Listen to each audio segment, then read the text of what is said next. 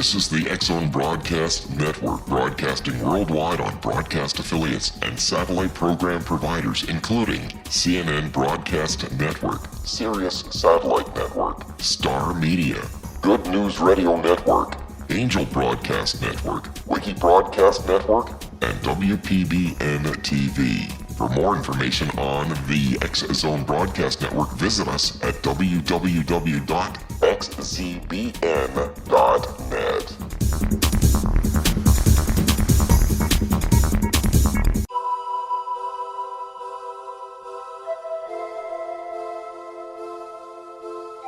If you're a seeker, don't miss the inspiring book Shamanic Awakening, Between the Dark and the Daylight. This remarkable work chronicles shamanic counselor and indigenously trained dream decoder Sandra Cochran's 35 years of experience with diverse wisdom keepers throughout the Americas. Sandy's initiations across the British Isles, Turkey, Greece, and Egypt, combined with her knowledge of symbology, psychology, and myth, influence her dream blog and workshops. Sandy offers private readings, sacred international journeys, a meditative CD, and her book, Shamanic Awakening, to encourage you as you navigate your earth walk and create a deeper connection to yourself. Find this and more at her website, starwalkervisions.com.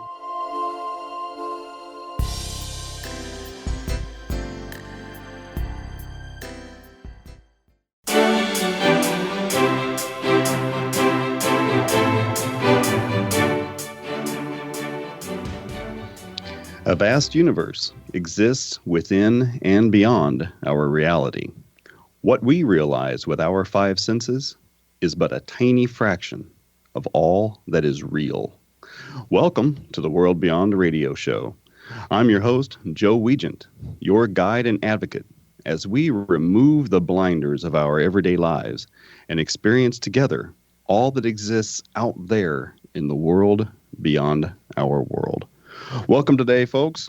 We've got an exciting show today. We have a special guest, Mr. Larry Lawson, who is from Florida. He is a law enforcement officer and also a paranormal investigator.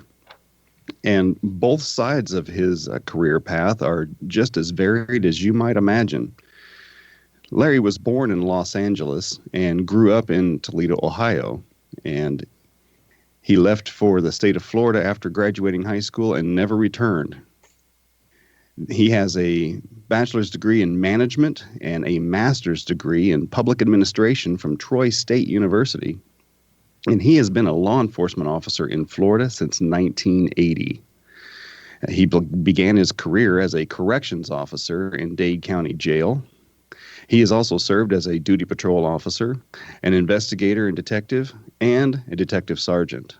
He has specialized in sexually related crimes, crimes against children, and the investigation of cult and deviant groups.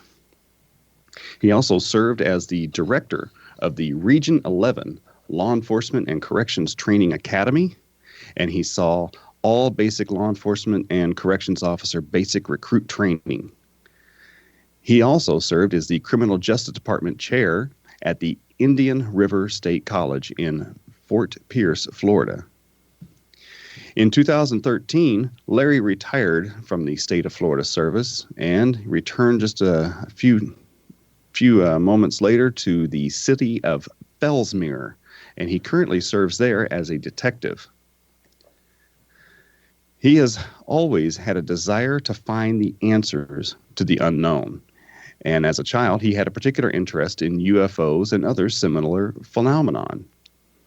His first direct connection with the paranormal was when he observed a full-body apparition in the Dade County Jail, where he began his law enforcement career. And since that time, his interest and study into the paranormal has continued in the creation of the Florida Bureau of Paranormal Investigation. He and his team have had the opportunity to investigate some of the most haunted sites in the east central part of Florida. The most significant of those being in Fellsmere itself, where his team has uncovered numerous sites that have produced an incredible amount of evidence. The support of the city of Fellsmere has allowed him to host teams of investigators who want to conduct investigations in what he considers the most haunted area in this region of Florida. So we're going to take a moment to welcome Larry Lawson to our show today. How are you doing down there, Larry? Joe, I'm nice and warm. How about you, Joe? Oh, we're experiencing the onset of some freezing rain here in the next few minutes. So it's going to be a great time in Evansville, Indiana. I shouldn't tease you. Really happy to be on the show, Joe. Thank you for inviting me. Absolutely. Anytime that I can not only talk to another fellow policeman on the show, but also someone who shares an interest in the paranormal and the supernatural, I'm always willing to have a good time, and we're going to have a fun hour, I can tell. No doubt. So where did you first begin noticing things about the paranormal? Well, obviously, as a kid, I had certain things would crop up. You hear or see things, and you pass it off. Or as a little kid, you cover your head under the covers. But the first significant event was, and you mentioned it a moment ago, was in the Dade County Jail. I was just a young corrections officer, just barely had turned 20 years old and getting my start in the law enforcement business. And clearly saw, we had a lieutenant that used to sneak up the back stairs to catch folks sleeping. And I saw what I thought was him walk by right in front of me down at the end of a hallway, a corridor. It turned out to be the corridor that we housed at that point individuals that were suicidal or at risk. So I hollered to the guys in the back, "Hey, lieutenant's on the catwalk." They got up, they go out the back of the control room. One goes right, one goes left. They come back and said, "Lawson, you're nuts. There's nobody out there." I said, "I'm telling you, the lieutenant, I just saw him." Well, the oddest thing about that is that corridor, I saw him walk down. Bottom line is the guy said, "He's not there. This place is haunted." The two older guys told me they'd seen strange things there. Well, I'd walked down this corridor where we kept the people on suicide watch, and you had to go down every 15 minutes, sign the log. And I'd done it 15 minutes before everything was clear. After this incident, I walked down that same corridor, and in front of one cell, I found a nice set of sheets neatly folded in front of the door. Couldn't have been there. I'm the one that checked the hallway the last time. It wasn't there. Turns out that was the cell that the last person hung themselves in with bed sheets. That was an awakening for me, if you will. Wow, that is seriously it's almost kind of creepy. We're going to come back in just a few moments, and we're going to talk more about paranormal investigations. Folks, you're listening to our special guest, Larry Lawson from Florida, who is a paranormal investigator, and we'll be back in just a few moments after a few brief messages to talk more about the paranormal investigations. Stay tuned.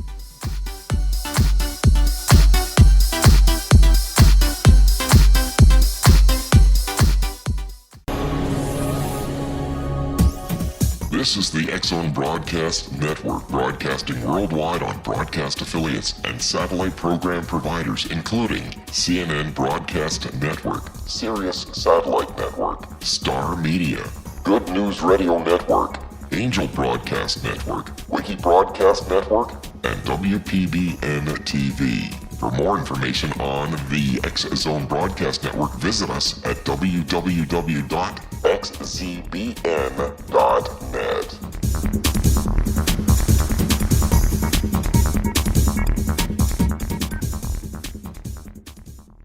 How would you like to be able to read other people's minds? Well, the next best thing is here. When you know how to read a person's name, you know how the person thinks, feels, and behaves.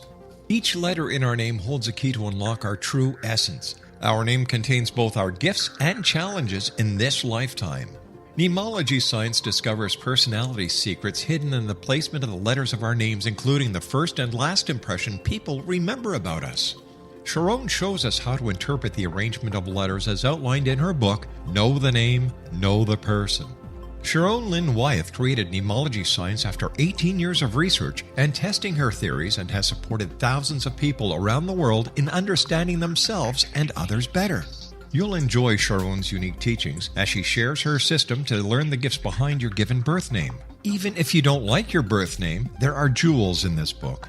If you're thinking of changing your name, ready to name your child, or wanting to get along better with others, this is the book for you.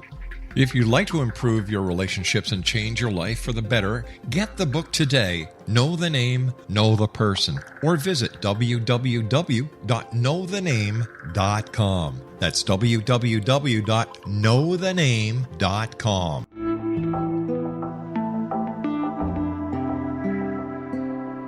Take a step back in time and discover old Florida cuisine at Marsh Landing Restaurant in Fellsmere, Florida.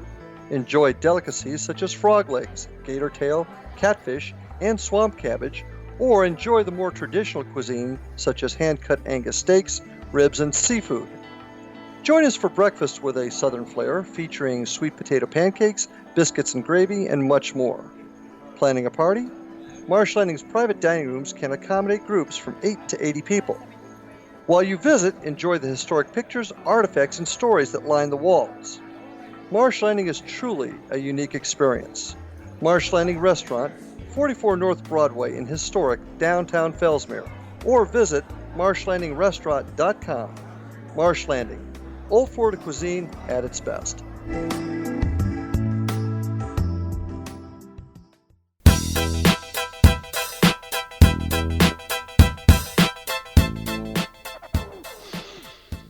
Welcome back to the World Beyond Radio Show. I'm your host, Joe Weigant.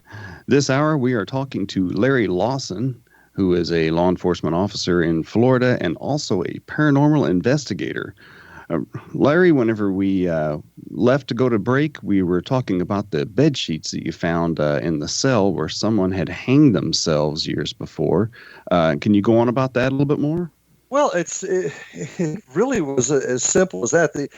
Back in those days, things were a little bit more. When you had folks on suicide watch, they were only allowed limited things, obviously, so they could not do harm to themselves. And in this particular case, no sheets were allowed in the cells for that purpose. Mm-hmm. And to check and see, you check the inmate, they're fine.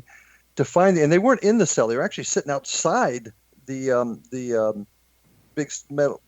big iron gate leading to the cell from the walkway, and it was just sitting there. And I, of course, turned to the other two, thought they were playing a trick on the rookie or something, but it definitely wasn't them. And the simple reason it wasn't them, I was sitting at the control booth. I would have had to push the button to let them in, and neither of them had left the room. So that was just a very, very an eye-opening event. I've always had an interest in the unknown, finding out the answers to the questionable. I guess that's why I became a detective. But this particular incident really got me thinking about the other side a lot more seriously. And it's been an interest that's been growing year after year. Now, how did you get your start in actually investigating paranormal experiences or hauntings or anything like that? Did you just start immediately there, going and trying to record voices and EVPs, or was there a lot of study involved first? How did you get into the point where you have progressed to investigating certain incidences? It actually took a number of years. I mean, especially back then, there were very, very few people that actually, openly at least, investigated the paranormal. So there was really no place to go. Certainly, I had no internet back then to go and check and find out things. So it was one of those situations where life just went on. I every time I saw a building that looked interesting, I wondered, maybe checked it out. Obviously, being a cop, and I spent many, many years on the midnight watch. You'd go to a building, a call where an alarm went off, and there's no logical explanation, but you'll walk in, you'll hear footsteps or see something. So that was something that just kind of came with time. Obviously, after 2000, 2003, this became a little bit more mainstream. There was more information out there, and began to do it informally. I actually started with my son, who's now in college. He expressed an interest, and probably the next time we did anything of significance as far as formal investigating was at the St. Augustine Lighthouse in St. Augustine, Florida. Highly recommend that to anybody that's interested in doing paranormal studies. That city's crazy. We were in the lighthouse. Long story, I won't bore you with all of it, but we were sitting in the lighthouse by ourselves. We managed to. The other tour kept going because we'd been there earlier. The people that were running it just said, "You guys can have the lighthouse to yourself for a couple hours." And we were sitting in there and clearly heard a little girl laughing on, I think, the third or fourth floor. And the interesting part of that was several young ladies died there during the construction of the tower. And there's only two ways that we could have heard that laugh. The place was either bugged or we actually heard it. And there's no indication that anybody there had done anything improper. So we actually heard that laugh. And that really is when it started for both of us. My older son, Ryan, is actually the one who came up with the name Florida Bureau of Paranormal Investigation. And we formally got started about 2011. Nice.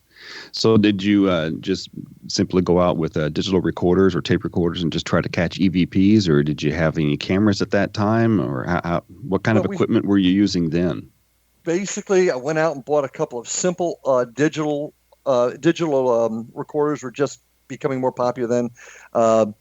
We went out with recorders and took our cameras, and really learned as we went how to do it and how to investigate. Now, what I did at this point with this very rudimentary equipment is I took my law enforcement training, my detective training, if you will, and I began to apply it to these investigations.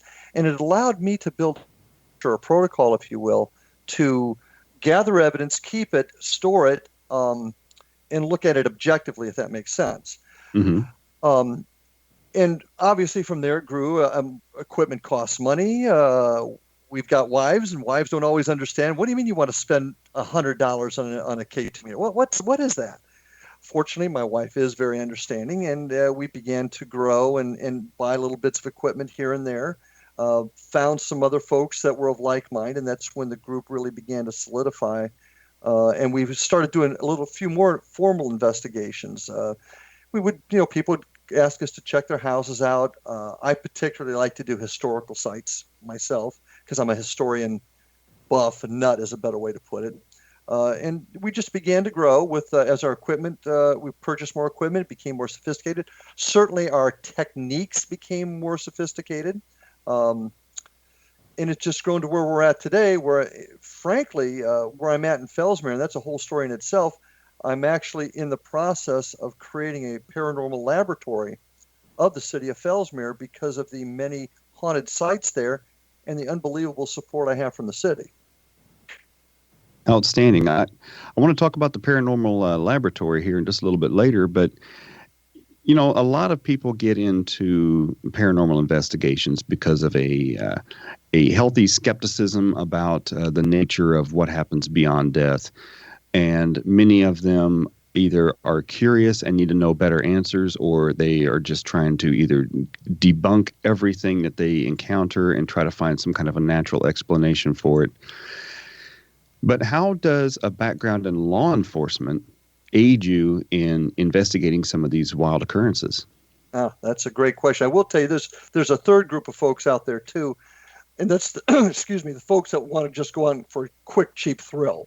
That's the third group out there. I just wanted to mention that real quick. And but I'm not talking about those kinds. Yeah, I'm talking about the people who really want to do some serious work. Right.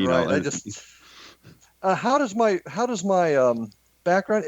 Essentially, as a detective, and you know this yourself, Joe, as a detective, you have to be very organized, very structured in your collection of information and evidence, because what we have to do is present our evidence to a jury to convict a bad guy. Mm-hmm. And that's the tact I've taken with this. Granted, we're not trying to convict a bad guy, but what we are trying to do is create the evidence, create the preponderance of evidence that the paranormal exists, that the supernatural exists, that spirits exist. So the approach I take is as if I was investigating a homicide, is collect the evidence, store it properly, objectively review it. Look to find the proper answer, not the answer I want or an answer that I have from a preconceived notion, but just where the evidence leads me. And that's allowed us to create a protocol where we take in evidence, we review it properly, we store it properly. My team currently has some folks that review the evidence. I have somebody else that's almost, for lack of a better term, my evidence room custodian. He keeps it. And with that is what we're trying to do to build our case. That makes sense. Mm-hmm. So now, how many other law enforcement officers do you have in your team? Right now, we've got one former law enforcement officer, two active ones besides myself. My daughter, who's a police officer herself in the town of Sebastian, has assisted a few times. So right now we've got three full-time cops, one former cop, a couple of school teachers, and some other folks from different other fields. Now, a lot of teams, whenever they go out, like you said, they're trying to collect evidence. And you are actually trying to build a case for a particular event or a particular site that may have some activity, and you're trying to build a case that that activity is or is not actually occurring in our frame of reference. Mm-hmm. As a law enforcement officer, do you think that your investigation techniques can produce better evidence or actually a better case than someone who's simply trying to either conduct experiments to result in a particular outcome or conduct experiments to try to find better techniques? How does your investigative ability compute with that? Okay, I think all three angles are legitimate and appropriate.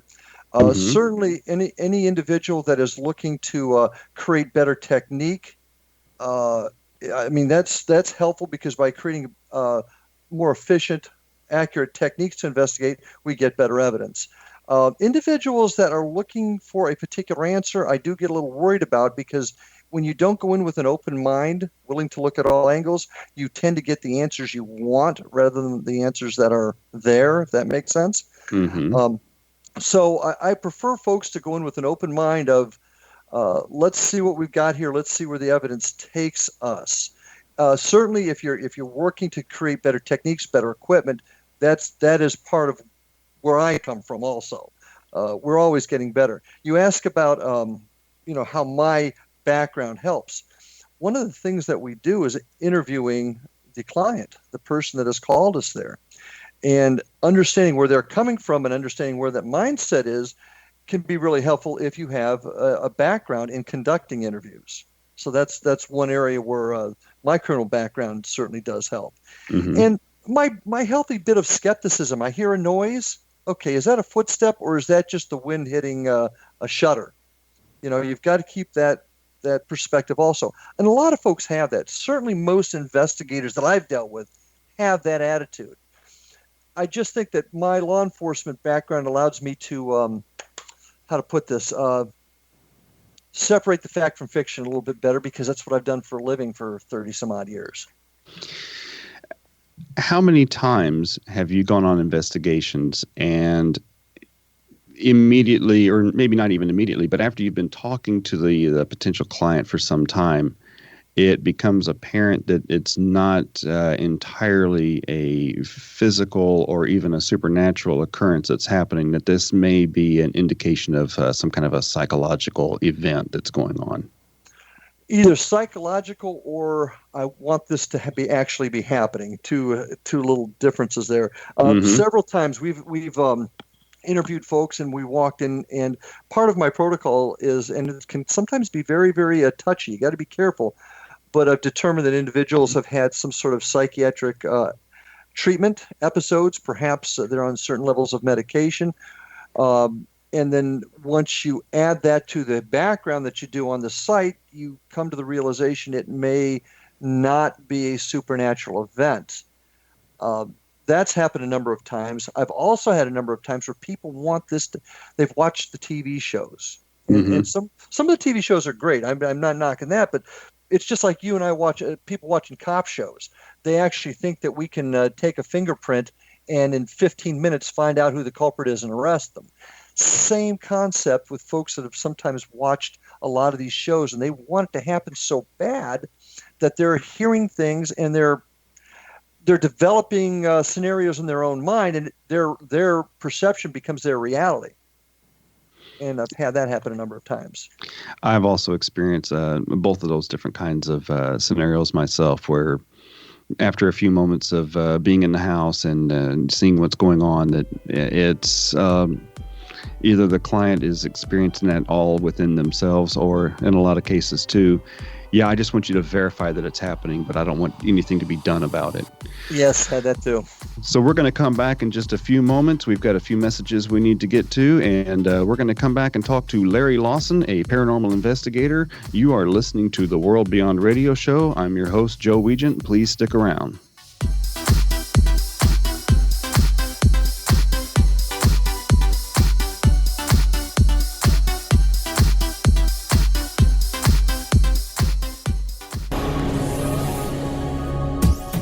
This is the X-Zone Broadcast Network, broadcasting worldwide on broadcast affiliates and satellite program providers, including CNN Broadcast Network, Sirius Satellite Network, Star Media, Good News Radio Network, Angel Broadcast Network, Wiki Broadcast Network, and WPBN TV. For more information on the X-Zone Broadcast Network, visit us at www.xzbn.net.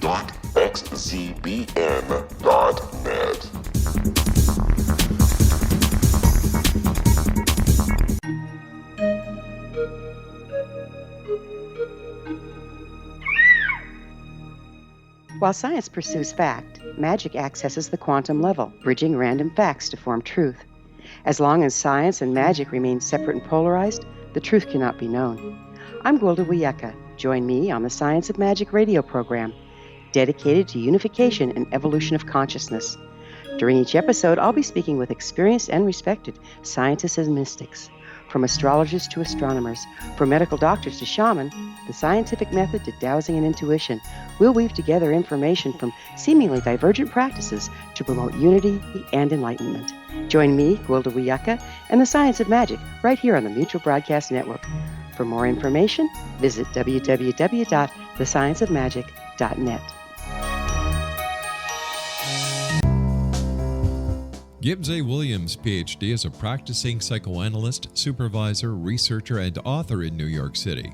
Much of his life has been dedicated to understanding nature and the uses of meaningful coincidences or synchronicities. His radical and original non-Jungian, non-mystical, non-magical theory of synchronicities illuminates much of the fog surrounding this challenging and perplexing topic. His ideas and manners are fresh, presented in a style that is both entertaining and highly informative. He is also an expert on crisis intervention, specially focused on violence reduction for the police and citizens, mastering anxiety, frustration, and stress without the use of medication, and effectively preventing and treating heroin addiction. Dr. Williams can be contacted at his email address at gwwilliamsny11@aol.com or visit his website at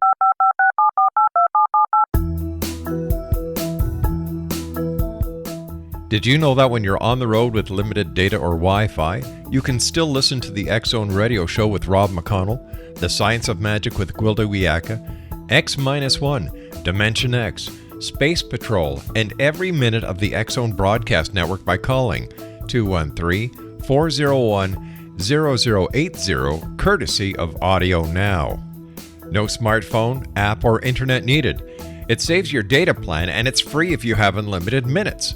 Call 213-401-0080 to listen on any phone, anytime, anywhere. Remember 213-401-0080 for the best of the paranormal, parapsychology, and sci-fi radio programming anywhere, 24/7, 365.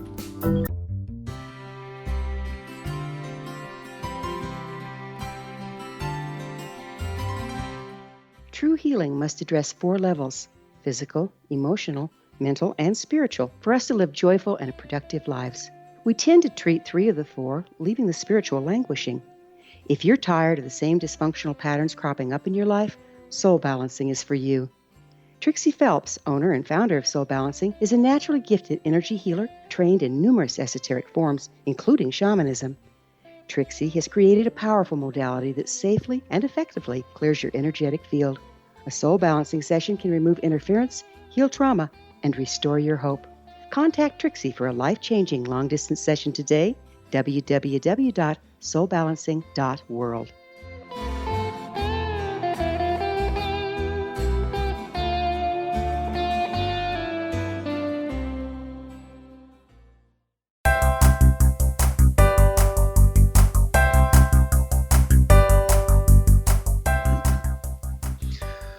Welcome back to the World Beyond Radio Show. I'm your host, Joe Weigant. We are talking with Larry Lawson this hour, and he is a police officer in Florida and also a paranormal investigator. Larry, how is your relationship with other investigating teams in your area? Absolutely outstanding. I mean, the cohesiveness among groups in our area is unbelievable, and I know for a fact it's not like that everywhere. So I consider myself very, very fortunate. We've got terrific folks in this part of Florida. Off the Trails Paranormal, plug for them. Down in Port St. Lucie is a great example. War Party Paranormal down in West Palm. I could go on. Great groups up here, so it's very good actually. So, whenever I do my investigations, and the team that I've put together is mostly a team of sensitives or mediums or other people who can sense energies or spirit or other things that are nearby. So do you work with sensitives or mediums, and what is your opinion of their kind of work? That's a great question, because early on, typical hard-headed cop, didn't really... had a couple of bad experiences on some missing persons cases years and years ago. But since I've evolved as an individual, as a person, I've come to really appreciate folks with that gift. And so, yes, I've got a sensitive on my team that has done just tremendous work. And most of the teams that we have one or two folks that have a medium or a sensitive in it. And I think that's an important part of putting together your evidence and your cases. If you're going to be closed-minded to say there's only one way to do it, then you're never going to find the answer. Now, me, I'm as sensitive as a rock. At least that's the joke I like to say. And therefore, I'm the kind of guy that needs something I can put my hands on and see it. But I've come to appreciate the individual that can say, I feel or I see this. And then I corroborate that information with perhaps more tangible things like reactions to equipment, and that has happened numerous times. So I think there's an important part for everybody at this table. I enjoy working with them. The folks that are sensitives on our teams do a tremendous job, and I think a team without a sensitive is really losing out. That's the way I have run my particular outfit for years is, matter of fact, I didn't even start taking a recorder until my last couple of investigations, and I've probably done 50 of them. And so most of what we do is all by bringing more people, weirdos like myself who can talk to dead people and try to get them in there and see what we can do. Whenever you are on an investigation, and you, through your investigative techniques and backed up with information that's coming in from your medium or your sensitive on your team, and you have determined that, yes, there is something that's actually happening here that is not in this physical realm. There's a spirit, there is some kind of an earthbound spirit or whatever happening in this house, and this is why these problems are occurring. Does your team try to create some kind of a solution or resolution to that, so that way it's no longer a bothersome occurrence? As in moving a spirit on? Is that what? That, okay. Yes. We had one individual that was particularly adept at that, very, very good at it. She's unfortunately in France now. But yeah, there was a particular case where, and it was in Fellsmere, frankly, where we had an individual, a home, an entire family that was having some issues, and we were able to identify an entity that had just not moved on, and it was kind of a sad case where an individual had been bullied. Probably in life they probably had some mental health issues, I guess is a good way to put it, and we were able to successfully move it on. And to the point where the family stopped having issues. Now, it's easy to say, well, yeah, they wanted to see it happen, so it's psychologically they didn't have any other issues. But when you got 4 or 5 people in the family saying, yeah, it's different, yes, we're not having the same problems, that gives me some validity. If it was one person saying, oh, yes, the problem is solved, you got to be a little skeptical. But in this case, we had like 4 or 5 people saying the problem was solved. So that's one example of how we used a medium to move a spirit on into the light and have them go home. So, what has been your most fascinating or your most harrowing investigation yet to date? Fascinating. Here was an incident it was a place called the Holstrom House. We work really closely with our historical society here in Indian River County, and we were in one of their facilities, the Holstrom House, one of the older houses in our county. And we had a session going where we had a pair of divining rods, and that was another piece of equipment. I had some real trouble early on grasping and finding validity in it, but that has since changed. So one person was using the divining rods, then we had a couple other pieces of equipment and a sensitive.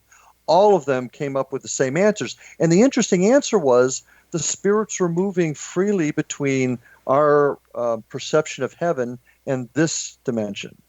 And to me, I thought that was really fascinating because it was confirmed not only with the equipment, but also the sensitive and the divining rods. And to me, that was significant. Not something I'd ever considered before. That it's just like a passageway open back and forth. I don't know how you feel about it, but that was significant for me. Yeah, I've also run into the portals like that where things can pass through like that. Have you ever dealt with anything of a darker variety? Some of the not really things that have ever been human in life here as we know it, but things from the other dimensions or other areas that are a little more sinister in their approach. Yeah, certainly. We've run into some. They were either very angry former human spirits, or they were something that was never human. Fortunately, I've never been scratched, been touched, hit a couple times. Our team sensitive has encountered it a couple of times on investigations, and we have some directions that we can go for folks that'll help us with that if we feel it's something that was non-human. But it's happened. I've been fortunate. I haven't had a lot of that, but I've had several times where, yes, we've come across darker forces. The one place, it was a former penal institution. We got a really ugly voice one time. My son was walking out. We had a recorder going, and he just made a comment about it's a shame they were locked up here in life, and they're still here in the afterlife. And we of course, didn't hear it right away until we heard the tape later. But very clearly, you hear a "Hell, we ain't dead," and it was pretty obvious it was an inmate from the sound of it. So yeah, we've come across the darker ones. That is nice. We ain't dead. Yeah. In my experience, whenever they shed their mortal coil, they actually are just as alive as they were just moments before. They don't have a physical body to wear around anymore. So I think it's important for all of us investigators to understand that they, until they go into the light, they still think that they are just as alive as they were, and in most senses they are. So tell me a little bit about Paranormal Laboratory. Well, this is a concept that I've been developing over the last several months. And you've got to understand, you've got to have a group, an entity that is supportive of what you're doing. And the city of Fellsmere has done that for me. I mean, they trust me. I've been there for a while. So they've allowed me access to city buildings and anything that's owned by the city to conduct investigations and experiments in. So, and we've got about 5 spots in the city that I regularly go to. So the concept has come if we've got, I believe there's different types of entities in several different spots. So what better place than to conduct experiments to find out exactly what it is on the other side? Because that's what I'm about. I am about finding the answers. What a better place to do it than in a city where they support what you do and give you access to do it in. So the concept's going to be setting up some permanent stations, inviting teams in to conduct experiments. Obviously, documentation is everything. You and I both know in law enforcement, if it's not documented, it didn't happen. So that's going to be a really important aspect of this. And as time grows, we're going to be, everything from audio, visual, permanently on. That's my dream here, and having teams come in regularly to conduct their own investigations, and of course sharing the information. And that's another thing that's really huge, Joe. We, as a field of paranormal investigators, we have to share. You and I both know law enforcement wasn't like that for many years. It's mine, mine, mine. That's been changing. It's been changing since 9/11. Well, it needs to get better in our realm of paranormal investigations too. We need to share information. We need to have a repository, if you will, for information, so that you up in Indiana might have something that, and especially with your gifts, you might connect with something that has some connection to Florida. So you may need to look and go to that repository and say, has anybody had this happen, or does anybody have this information?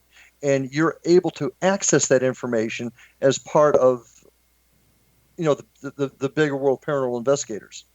So that's where I'm seeing this laboratory going, as being the crucible of putting all of this together to come up with the answers, to come up with the evidence, to share the information amongst all of us so that we can come up with a definitive answer eventually.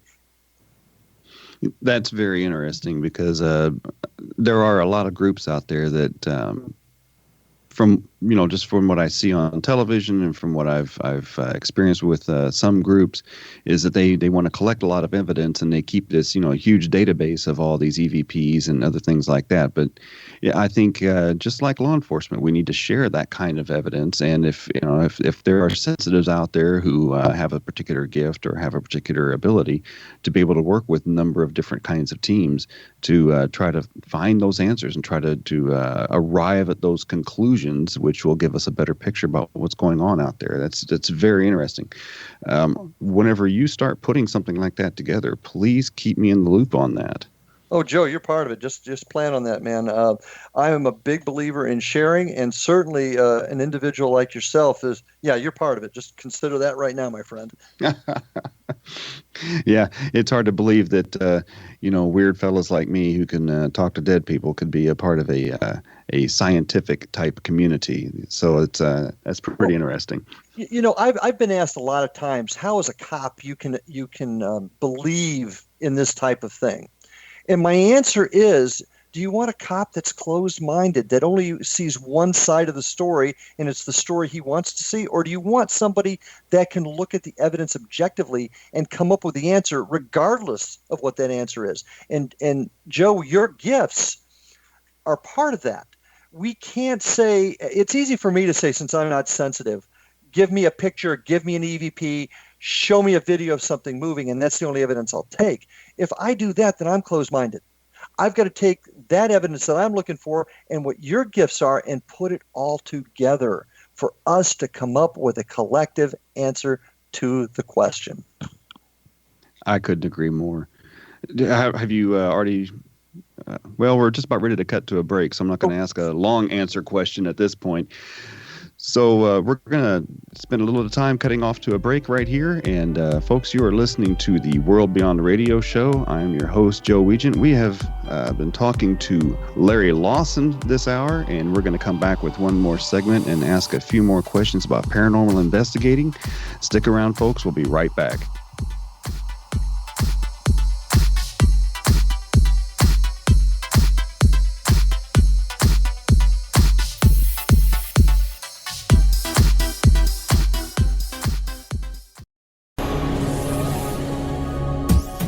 This is the X-Zone Broadcast Network, broadcasting worldwide on broadcast affiliates and satellite program providers, including CNN Broadcast Network, Sirius Satellite Network, Star Media, Good News Radio Network, Angel Broadcast Network, Wiki Broadcast Network, and WPBN TV. For more information on the X-Zone Broadcast Network, visit us at www.xzbn.net.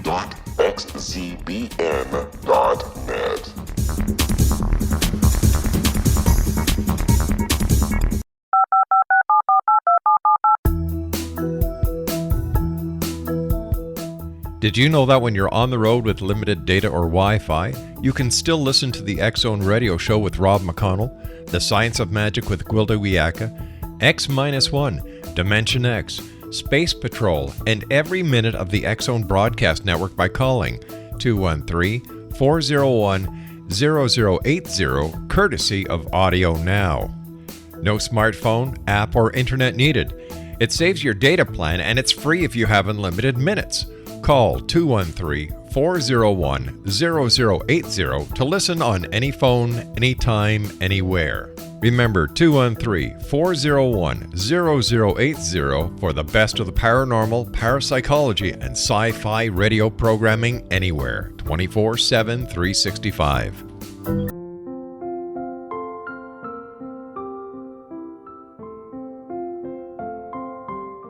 I am Dr. Carl O'Helvey, founder, president of a new cancer foundation focusing on evidence-based physical, mental, and spiritual interventions, including natural cancer cures, prayer, meditation, affirmations, nutrition, and other related holistic cancer prevention and cure modalities.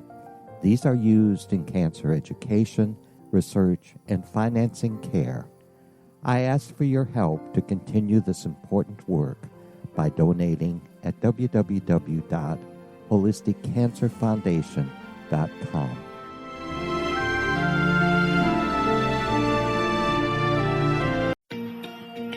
Wouldn't you love to know the secret to everything? Well then, meet Dr. Kimberly McGeorge and her cutting-edge breakthrough knowledge that combines science with possibility. Dr. Kimberly brings real-life answers and healing to those open to alternative solutions. She teaches solution-based programs and classes that will change all areas of your life forever. Specializing in conscious creation, intuitive readings, and energy medicine, you can rapidly shift health, relationships, business, and money and abundance challenges quickly. Receive her best-selling book, Secret to Everything, at no cost by going to secrettoeverything.com/X-Zone. That's right, transformation can start now. Just go to secrettoeverything.com/X-Zone and receive Dr. Kimberly's book for free. Little children aren't the only ones afraid of the dark. Millions of soldiers return from war zones with PTSD, anger, frustration, fear, and loneliness, much of which surfaces during the darkness of the night. You have the chance to change the lives of these American heroes. Songs and Stories for Soldiers.us provides free MP3 players for these men and women. With a list of 3 million songs in 16 different styles, 100,000 audiobooks, and 30,000 old-time radio programs, every veteran can find something to soothe and comfort them at no cost. All our players contain an 8-hour audio program designed to help veterans fall asleep. With 1,500 plus vets now participating, it's our goal to deliver 10,000 audio players this year. Go to our website at songsandstoriesforsoldiers.us. Help us help a veteran make it through the night. You're listening to the X Zone Broadcast Network, www.xzbn.net.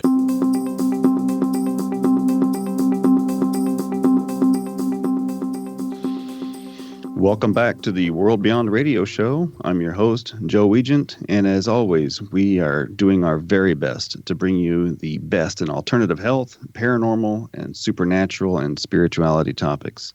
Our show, as always, is produced and brought to you by the ever-expanding leader in New Age paranormal and alternative health and supernatural programming, the X Zone Broadcast Network, and Relmar McConnell Media Company, at their corporate headquarters and master control in Ontario, Canada. To learn more about the world beyond, your host, or a wealth of other amazing show hosts and their shows, please visit www.xzbn.net. To contact me about being a guest on my show or to learn more about my programming, you can always email me at Joe Weigant, that's Joe, WEIGANT, at xzbn.net. You can also find out more on my websites, paranormalpeace.com and Reiki Choice, that's REIKI choice.com. Our special guest this hour has been Larry Lawson, who is a police officer in Florida and also a paranormal investigator. He can be reached at his websites, paranormalstakeout.com and paranormalfbi.com. He can also be reached by email at ghostguy59@gmail.com or at Larry Lawson, Larry, LAWSON, @xzbn.net. And as always, we appreciate you tuning in and listening to our show. Larry, we've got a few minutes left at the end of our program.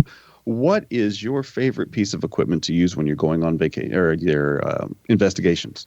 Vacation, that works too. Hey, I like vacations. It's always absolutely good.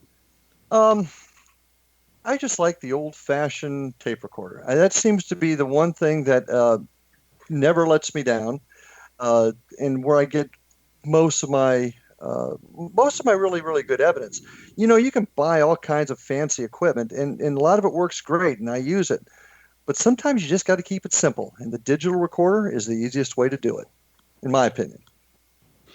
Do you hook up any camera systems or any special lighting systems, laser grids, or Oh yeah, we use. I mean, we've got several laser grids that we use. Certainly, the alternative lighting, infrared, the whole bit. We've got the FLIR that we use, and I actually like the FLIR, but it just and all of it's cool. We've gotten evidence on all of it, but it just seems like that good old fashioned digital recorder just is my mainstay. But yeah, we use the millimeters, K2s, all the typical stuff that you'd see, camera systems. Do you have any experience using the what they call a spirit box or ghost box or the Ovilus or anything like that? Wow. Okay, that's an excellent question. May take me a minute to answer it. That's fine. Very suspect of things like the Ovilus at first. I'll be honest with you. Whenever you got something that can spit out words from a programmed bank, as a cop, that makes me suspicious. It could be tampered with. It could be. I didn't like it at first. There's the Spirit Box, and there's now a new one called the Portal. A guy named Steve Huff built it. I don't know if you're familiar with it. I have not looked at that yet. It's interesting. Once again, it scans the radio waves, and you get answers through the radio waves, which theoretically is many times how the spirits will communicate with us. And I wasn't 100% sure of it, but I had my good friends from War Party Paranormal up to Fellsmere doing investigation, because we like to bring folks in and have them work in our place also.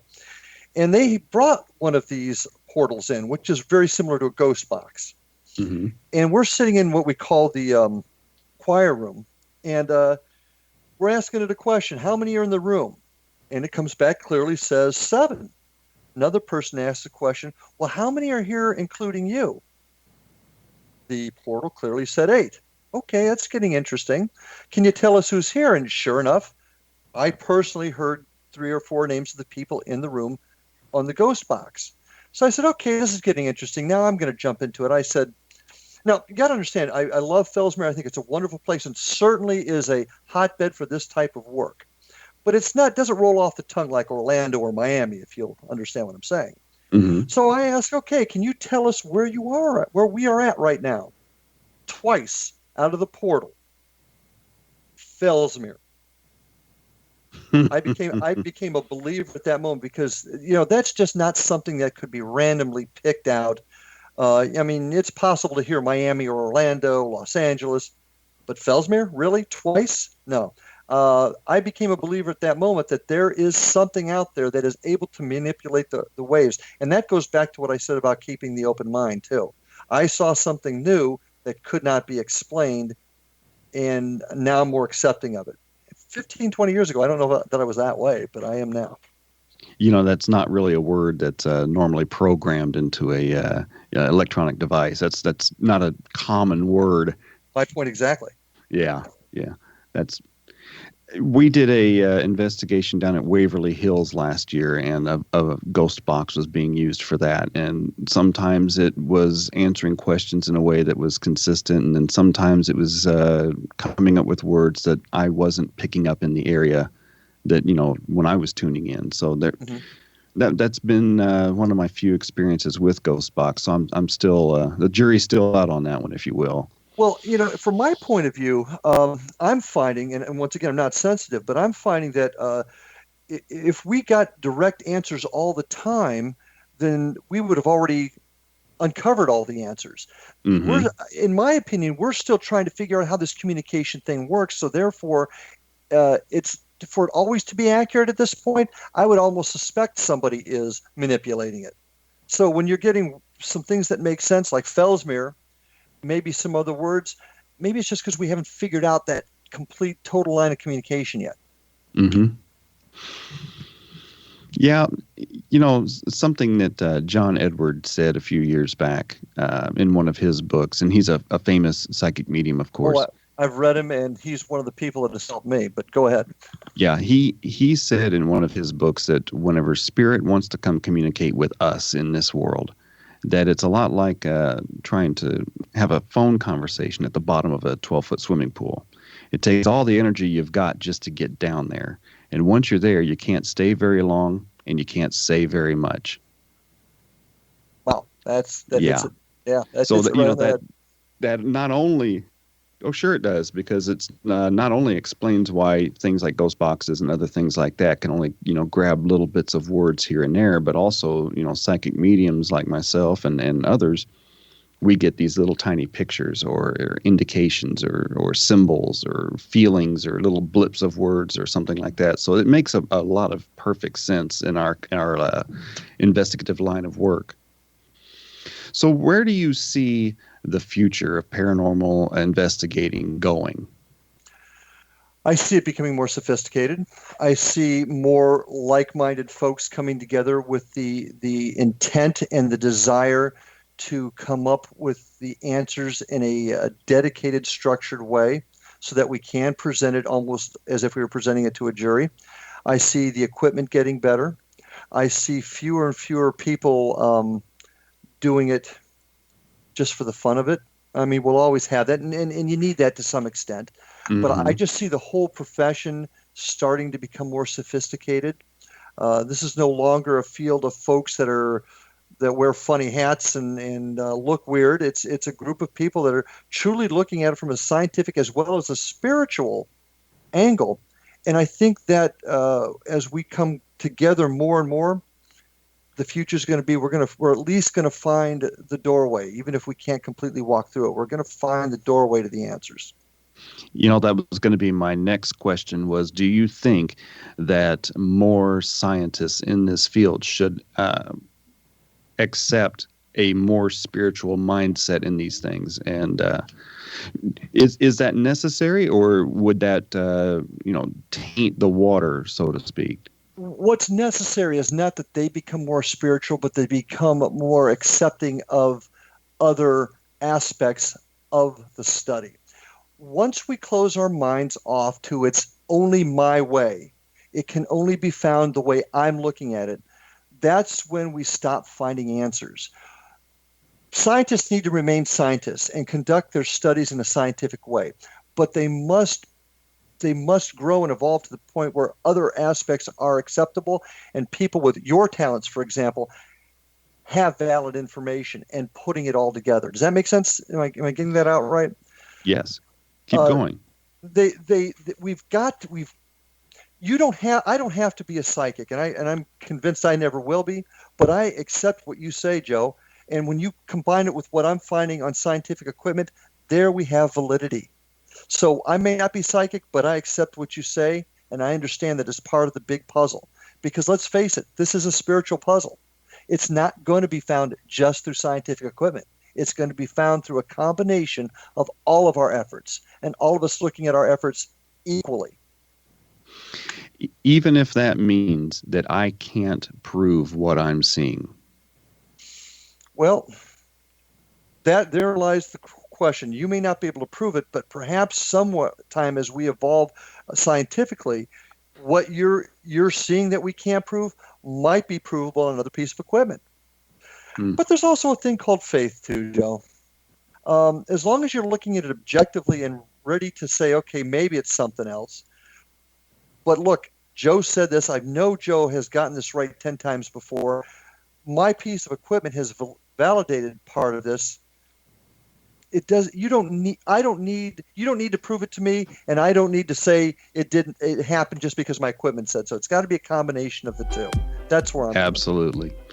Well, it has been an absolute pleasure having you on the show today, Larry. I have enjoyed this immensely. And we are going to say goodbye. And to all of our listeners out there, thank you for tuning in. We have had a great day. Thank you for listening to the World Beyond Radio Show.